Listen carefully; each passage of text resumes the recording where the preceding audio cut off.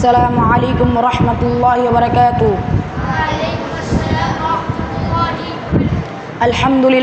الحمد لله رب العالمين والعاقبة للمتقين والصلاة والسلام على رسول الكريم أما بعد. সম্মানিত উপস্থিতি, আমার নাম মোহাম্মদ তুহিন। আমি মারকাজুস সুন্নাহ আস-সালাফির কিতাব বিভাগের একজন ছাত্র। আজকে আমি আপনাদের সামনে একটি হাদিস পাঠ করব ইনশাআল্লাহ।